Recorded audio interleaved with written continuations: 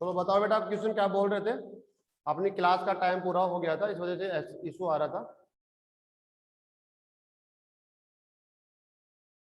कौन बोल रहा था ये क्वेश्चन?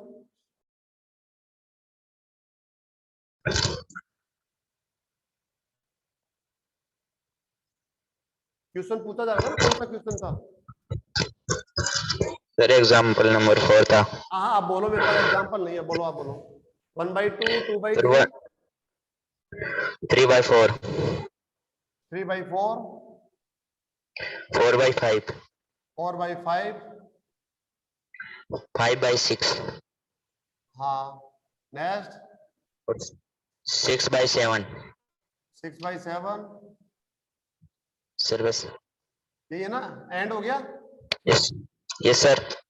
देखो ये आपका रोस्टर फॉर्म में है। रोस्टर का मतलब होता है सभी एलिमेंट्स को यदि आप लिस्टेड कर लेते हैं, उसको राइटिंग में ले लेते हैं, उनके बीच कॉमा साइन आप लगाते हैं ही, उसको रोस्टर फॉर्म बोलते हैं। सेट बिल्डर फॉर्म क्या होता है? वो ये कहता है कि आपको सभी एलिमेंट्स को लिखने की आवश्यकता नहीं है, क्योंकि आप जानते हैं कुछ ऐसे केसेस होते हैं जहां पर एलिमेंट्स को लिखा भी नहीं जा सकता, क्योंकि अनलिमिटेड एलिमेंट्स होते हैं। ठीक है, अब इसको रोस्टर फॉर्म से सेट बिल्डर फॉर्म में लिखना है हम लोगों को।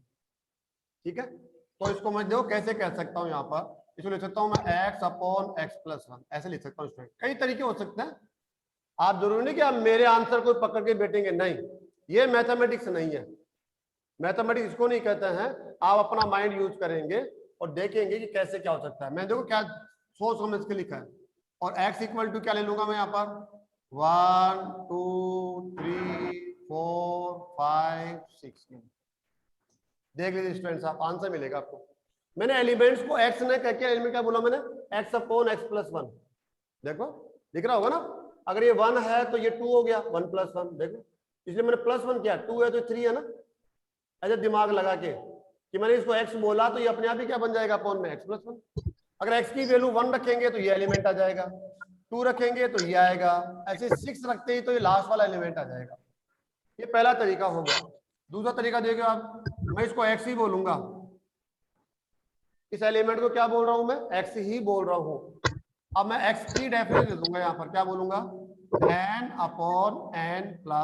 ऐसे अलग भी आपको नहीं, एलिमेंट्स को ही क्या लिख दिया सर आपने, तो एलिमेंट्स को तो x लिखने की बात हुई है, लिख सकते हैं। x लिख के भी कर लो, कौन मना कर रहा है, ऐसे भी लिख सकते हैं। x की वैल्यू हम यहां से निकालेंगे। अच्छा n के बारे में बताओ, x का मान यहां से निकालोगे, n का मान होगा 1 2 3 4 5 एंड 6 में। बस देख लो, पुट करो। ये n लिया मैंने, n+1, क्योंकि ये एक अधिक चल रहा है। इसका जो डिनोमिनेटर है ना ये वाला, ये एक अधिक चल रहा है, न्यूमिनेटर से एक अधिक चल रहा है, तो देखो ये n, तो ये n+1 लिख दिया मैंने। ऐसे कितना आसान सा कार्य है। और आपके माइंड में जो चीजें आ रही है वो आप ऐसे कर सकते हैं अलग अलग। आप डायरेक्ट आंसर शीट को पकड़ने लग जाएंगे। आप अभी 11th में एंट्री ही नहीं कर रहे हैं, मान के चलिए आप अभी भी आप वही 10th को पकड़ के बैठे हैं। 10th अपने आप में एक अलग है, हालांकि उसका कंसेप्ट हमें काम देगा, मैं नहीं कहता हर क्लास का कंसेप्ट हमेशा इंपॉर्टेंट होता है, लेकिन हमें थोड़ा सा एडवांस होना है। कार्य को खुद को करना है, अपने अकॉर्डिंग करना है, अपने दिमाग से करना है। रटा रटाए काम नहीं चलना, आपको आंसर शीट पे डिपेंडेंट नहीं रहना। ठीक है, अपने हिसाब से करोगे आप लोग स्टूडेंट्स। चलो और बताओ, कोई क्वेश्चन पूछ रहे हो तो एक क्वेश्चन और पूछ सकते हो, पूछना चाहो तो। कोई भी स्टूडेंट को लगता है क्वेश्चन कर सकता है। वैसे मेरे पास क्वेश्चन तो है कुछ, तो या तो क्वेश्चन नंबर बोल दो आप फर्स्ट एक्सरसाइज का कि सर ये क्वेश्चन वो बता दो।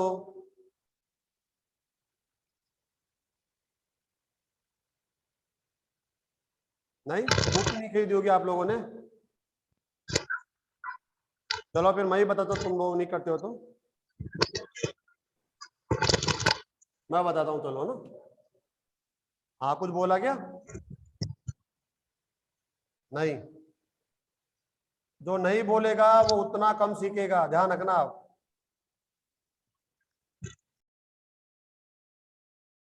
वैसे कम बोलो आप, लेकिन जहां आवश्यकता है स्पेशली क्लास, वहां तो जरूरी है।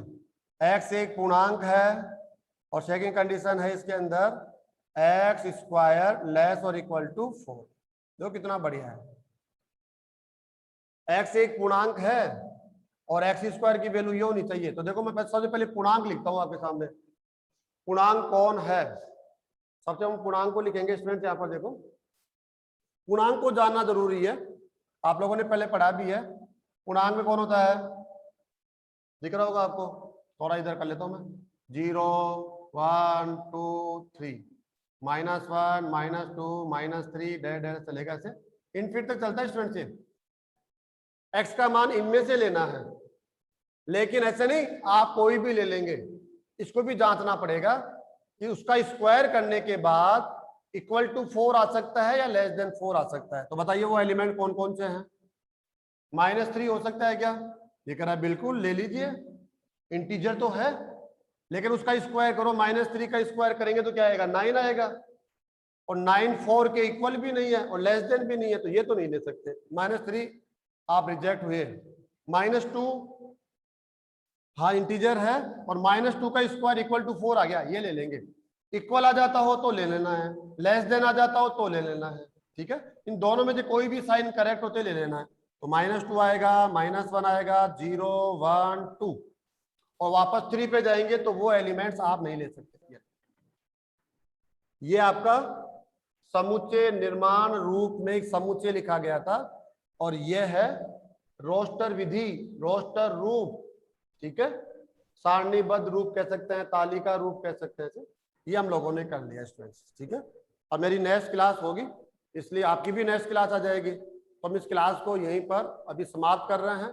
आपको करना क्या है, बुक सबसे पहले खरीद लीजिए आप, और जब तक बुक आपके हाथ में नहीं आ रही है आप इसको डाउनलोड कर लीजिए तब तक। और बुक तो परचेज करने के लिए आप पेरेंट्स को बोल दीजिए, एनसीईआरटी बुक लेनी है आपको 11th क्लास की, ठीक है। और उसके बाद नोटबुक भी साथ साथ में परचेज कर लीजिए। अगर आपके पास ऑलरेडी नोटबुक जो चल रही है उनका भी यूज कर सकते हो आप। और उसके अंदर आप एग्जाम्पल से स्टार्ट करेंगे भाई, जो एग्जाम्पल्स है ना उनको सबसे पहले सॉल्व करेंगे नोटबुक के अंदर, उनको पढ़ के नहीं छोड़ेंगे, नोटबुक में एग्जाम्पल जरूर सोल्व करेंगे। उसके बाद में जो अनसोल्व क्वेश्चंस है वो हर एक क्वेश्चन को समझते हुए आप सॉल्व करेंगे, ठीक है। अगर आपको आंसर नहीं आता है, आप अपने किसी फ्रेंड से पूछ रहे हैं तो वहां से भी पूछ कर, ऐसा नहीं है तो मुझे व्हाट्सएप डाल दे मैं अपनी नोटबुक में उतार लेता हूँ, कोई फायदा नहीं है। क्यों टाइम वेस्ट कर रहे हो आप, कोई मतलब नहीं है उसका। आप पहले उसको समझिए, समझ में आता है तो नोटबुक में लीजिए, अदरवाइज उसको मत लीजिए आप, है ना। बहुत ज्यादा बेस्ट मानता हूं मैं तो, ठीक है। ओके।